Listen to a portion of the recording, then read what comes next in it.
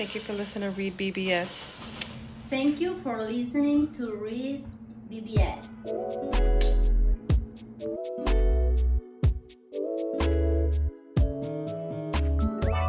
REED-BBS. BBS. Devin Haney won the fight unanimously. Devin Haney lost the event unanimously in front of a star-studded MGM crowd of 14,000 plus. Devin Haney defended his undisputed lightweight championship of the world. Yet his win in defense of the aforementioned title couldn't be more disputed. The undisputed champion won a fight, and the win couldn't be more disputed. The official verdict was lustily booed. Lustily booed. Dev was even booed off the MGM main floor, walking back to his dressing room like a performer being booed off stage and shit. Like, damn. I picked Lomachenko to win. I am not married to my prediction, nor am I defending my prediction to make myself look good like other channels do. You know who you are. I scored the fight a draw and could make a case either way, 7-5. No problem. I could see that either way. But 8-4? Fuck no. And that's precisely what a 116, 112 card represents. 8-4. No bueno. Basura, mi amigo. No bueno. Basura. It was 5 or 6 swing rounds. I've never personally scored a fight with as many swing rounds. I had 5 or 6 rounds that you could argue a strong case for either man winning. Like, real talk. It was that type of fight. I didn't like seeing the hurt on Loma weeping in his dressing room after the fact. But I'm also not sure Dev deserved to lose his belts and undefeated record that way. You know what I'm saying? So to me, a draw was the most just verdict. Even though we didn't get it, that would have been the most just verdict to me. Now, as an aside, motherfuckers need to score more rounds even versus feeling the pressure to tally around to either when neither fighter deserves it. I'm just saying. But I digress. Yeah, Dev, he lost the event. The bigger, younger, taller, stronger, longer, shit-talking man talking about ending his career and I do everything better. This is his exit strategy. Bill Haney talking about serving warrants and sentencing Loma. Okay, well, with all that, your son was getting walked down by the smaller, older, shorter, weaker T-Rex arm dude. Your son was absorbing more of the clean, telling, ooh-wee shots. You know, when they hit you like, ooh-wee, yeah. Loma landed more of those. Loma's best rounds, round 10 and 11, were better than any of Dev's best rounds. They just were. And that's not the best of looks for Dev, considering. But with all I just said, what we won't do is ask nor expect him to apologize for winning. Oh, hell no. Devin Haney fought the fight. He didn't score the fight. It's not on him. Speaking of scoring the fight, my notes that I took during the fight basically describe it. Right hook to body Dev. Chopping right hand Dev. Jab from Haney. Loma backs him to ropes. Lead left Loma. Double lead left Loma. Triple left Loma. Speedy flurry Loma. Head snapping Southie jab Loma. So, I mean, you get the idea. Dev's primary weapon was indeed the right hook to the body. Loma behind his southpaw guard. He had the southpaw guard high. And the opening was his left side of his torso, his rib cage, which was right there perfect for Dev's right hooks. It was very smart of Dev to see it and exploit it, which he did to the fullest. Loma out-jabbed Dev on the punch stats. He threw and landed more power shots.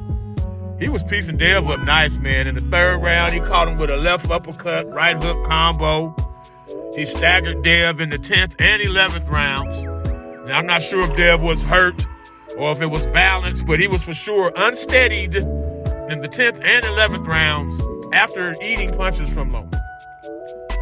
Loma, all in all, and I said it during the Fight Beat live stream, he needed to be busier. Even though I already stated he threw more punches, he needed to be even busier, but he can't be at his age anymore. And with that, with him being the smaller man, it takes a lot out of Loma to have to work his way inside.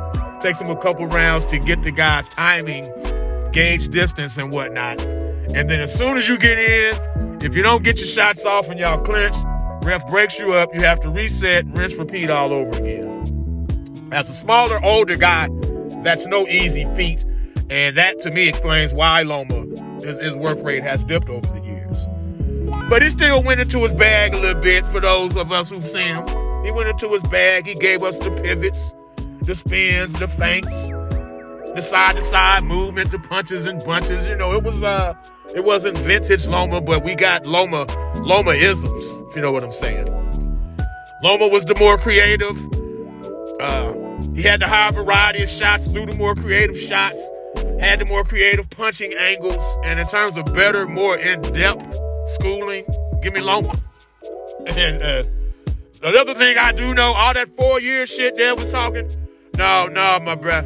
Loma dominates, and likely stops Dev 4 years ago. That's an easy win for Loma 4 years ago.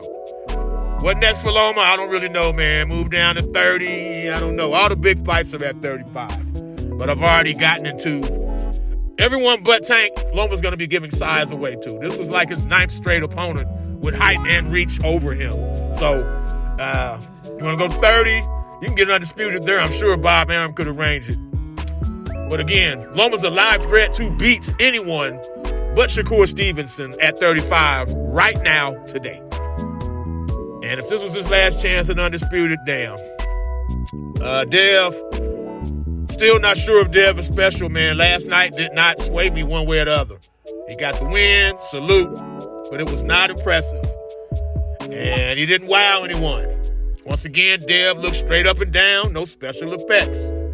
Like a piece of steak with no sizzle or seasoning on it. But he's still the champ. He's still the champ, though. He's got all the leverage at 35 and literally no leverage at 140. But therein lies the issue, the weight. How much is he struggling? How much is he struggling? Is it enough of a struggle where you just say fuck it and give up all 4 of your belts to go to the higher weight? If he stays at 35, I know for a fact Tank and Shakur, 2 fellow southpaws, they're foaming at the mouth after seeing what Loma was doing, the shots Loma was catching Dev with last night. Dev's a free agent. So even though Tank's with PBC, that means nothing. Dev could do a one-off fight with Tank next on PBC. If he said he win that, then he could re-sign with Top Rank and go Shakur. Who knows? The lightweight world is Dev's oyster. Again, can he stay there? Can he make the weight? He could go up to 40. Ryan would be Ryan Garcia, attractive option, especially if Ryan gets Rolly's belt that he just won. The Josh Taylor, Teofimo Lopez winner, that's another option. But real talk, to me, all bullshit aside, I think Devin Haney's on borrowed time. He needs to get while the getting's good.